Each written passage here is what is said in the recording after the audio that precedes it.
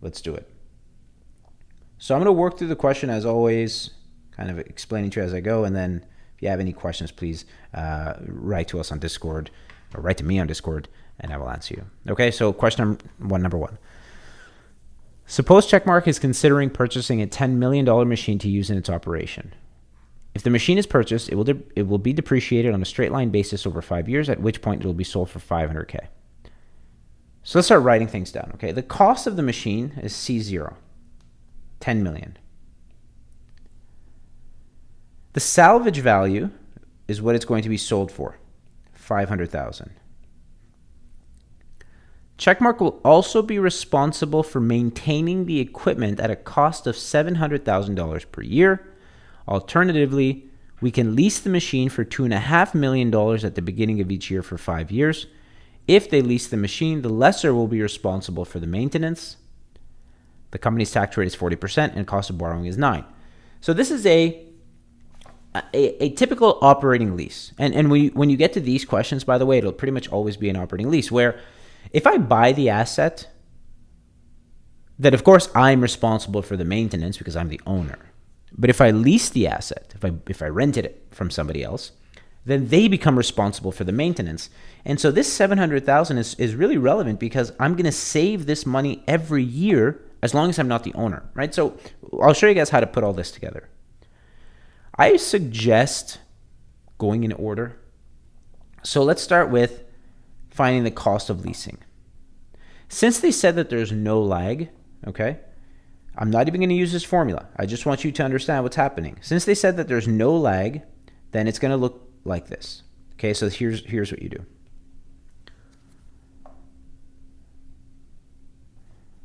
First, we're going to find the present value. Well, first we're going to find the present value of the cost of leasing. So the way you do that is by taking the payment and multiplying it by 1 minus the tax rate. So since they said that the payment is $2.5 million right there, $2.5 million. The tax rate they said is 40% right there.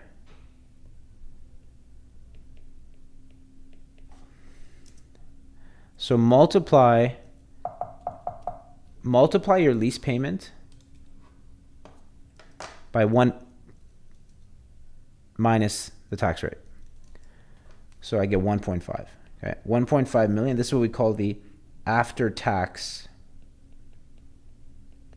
lease payment. Okay. And then you just treat it as an ordinary annuity because if I go back to my illustration, this is basically this. And so you're going to pay that every year for 5 years at the beginning of each year. So switch your calculators to BGN. Enter that as the payment. So your payment is 1.5. And again, you could write 1.5 million. I mean, if you don't want to just work in decimals, 1.5 million. Your N is 5. Your IY. Okay, so now for your after-tax cost of debt. They told you that the cost of debt is 9%. So remember what I said, always use after-tax. So your after-tax cost of debt will be 9% multiplied.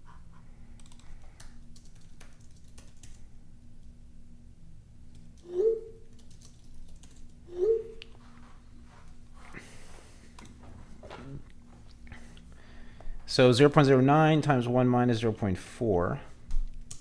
0.4 being your tax rate, 0.09 times 0.6, 0.054. 0.054. Okay. Great. So let's get into it. The interest rate or the discount rate is 5.4. Future value 0. Compute present value.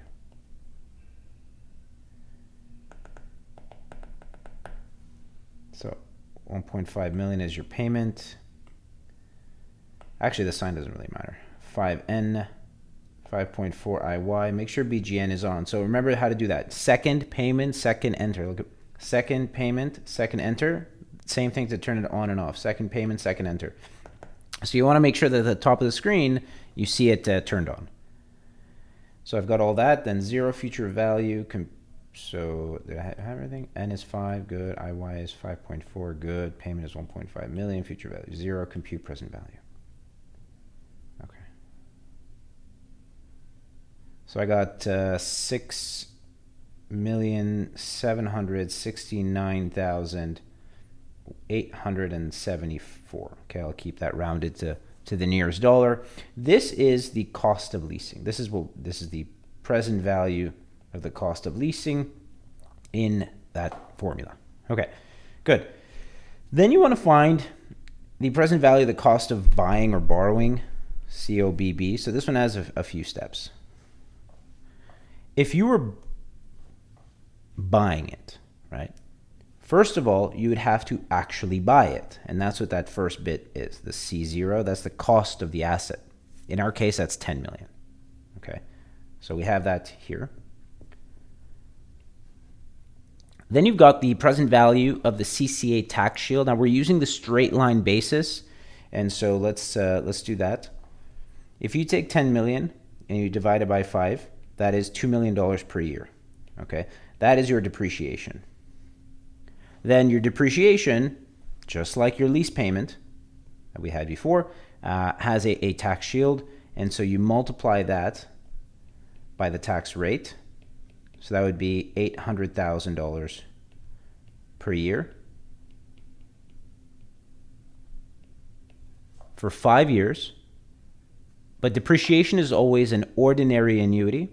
So to find, so I took the cost divided by the years, okay? Then I multiply that by the tax rate. That gave me my annual depreciation. My annual depreciation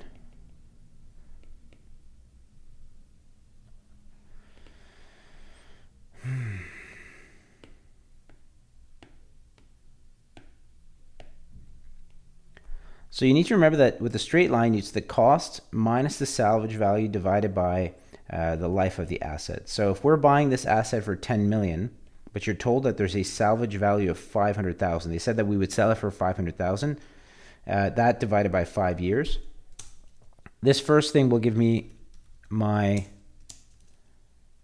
annual depreciation.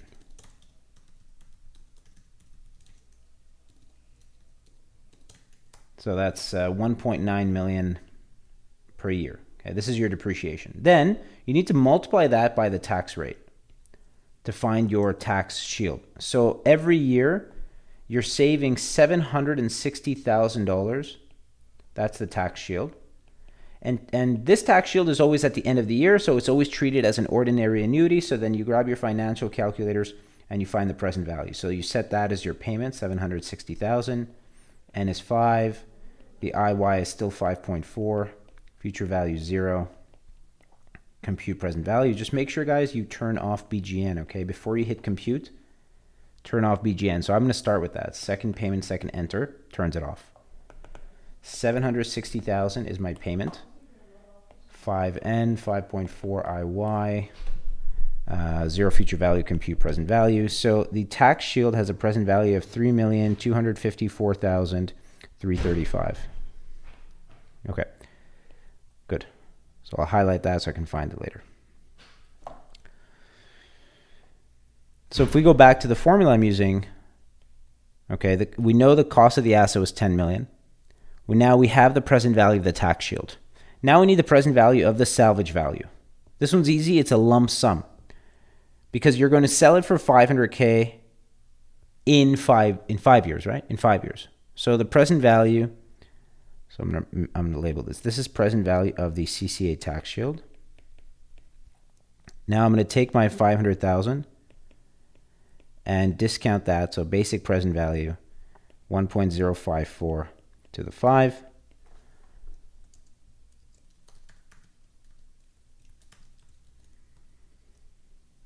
$384,385.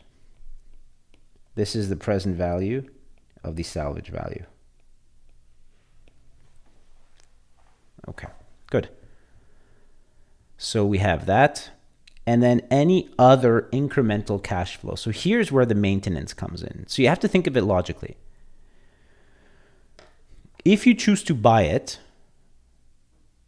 you have to spend $700,000 per year maintaining the asset. So that's included in the cost, but you want to remember that maintenance is also a tax deductible expense. So first thing you want to do is take 700,000, which is the cost of the annual maintenance, multiply it by 1 minus the tax rate, because you want to know what is the actual after-tax cost of maintenance, and that is $420,000 per year. Okay, this is your true cost. And then like with this, you just find the present value. Okay, because you're going to have this every year, you need to find the present value. So I'm going to replace this 760 here by 420. Again, I don't have BGN turned on for this. You really only need BGN for the lease payment. Let me erase this. So 420 is the payment. Everything else is the same. So compute PV. 1,798,448. Okay, this is the present value. I'm just going to write other. Okay, so this is basically the present value of all of that maintenance that you have to pay for. So if we put this together, the present value of the cost of buying is 10 million to buy the asset minus the CCA tax shield, 3,254,335 minus the present value of the salvage value, 384,385 plus 1,798,448. Why plus? Why are the other two minus and this one is plus? It's all about inflows and outflows, okay? It's all about costs. Since we're dealing with costs, then any additional cost makes it go up, and any reduction in cost or any inflows of cash will make the cost go down. And so we start off by 10 million. This is us, we're spending money. So my cost goes up 10 million. But then the tax shield is money we're getting back on our taxes. So that lowers the cost. That's why the tax shield is negative. The salvage value is money we're getting back when I sell the asset. So that's how that brings down my cost. But the 1 million, that is the maintenance cost. These are costs we're incurring. So that makes the cost go back up. So now if I put all this together,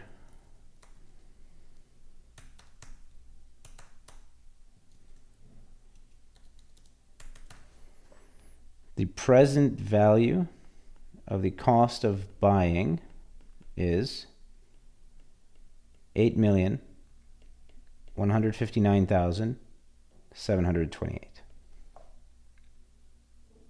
And we're pretty much done now. The net advantage of leasing is the present value of the cost of buying minus the present value of the cost of leasing. So 8,159,728 minus 6,769,874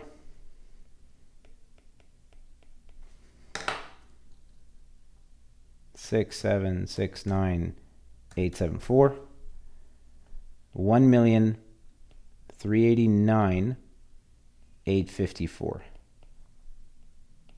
There you go. So because this answer is positive, the company is actually better off leasing. So they should lease. They essentially are going to gain almost 1.4 million.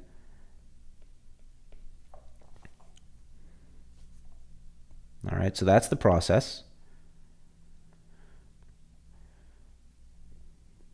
Okay, now part B is to find the break-even lease payment. So we know that if the lease payment is 2.5 million, they're better off leasing. But as that lease payment goes up, then the advantage of leasing diminishes. That should just make sense. As leasing becomes more expensive, the advantage of leasing gets smaller. So at some point, the lease payment will hit a line where, oh, now we're better off buying, right? So where is that exact point where we break even, where we would be indifferent between leasing and buying? And the logic is it is where the net advantage of leasing is 0. So we need to find the exact lease payment that makes this whole thing that we just calculated equal 0. So I've written the steps that I would take without a lag. We'll use this one here. And the first step is to find the present value of the cost of buying, which we already have. It was 8 million something, okay? So we can then move to step 2. With BGN turned on, set that present value of the cost of buying as your present value. And we're going to be solving for the payment. So let's do that, okay? So for the present value, we're going to enter negative 8,159,728. There are 5 lease payments. The discount rate is 5.4. Future value is 0, and you got to make sure that BGN is turned on. Compute the payment. Okay, so 8,159,728 in negative PV, 5N, 5.4 IY, 0 FV. I'm going to turn on my BGN, second payment, second enter. Compute payment. 1,807,949. I'll say 950. So this is the after-tax lease payment. So if your lease payment after tax is 1,807,000, the present value of that would be 8 million, and so your net advantage of leasing would be 0. So that is step 2 after you found that. And then you just want to add back the tax. So take your payment from step 3 and plug it into right here. So essentially you're going to do this. You're going to take that payment from step 3 and divide it by 1 minus tax, and that's going to be your lease payment. So let's try that. Take that lease payment. Okay, so this is, we'll call it step 3. So I said take your payment divided by 1 minus tax, and that's going to equal the answer. So 1,807,950 divided by 1 minus your tax rate.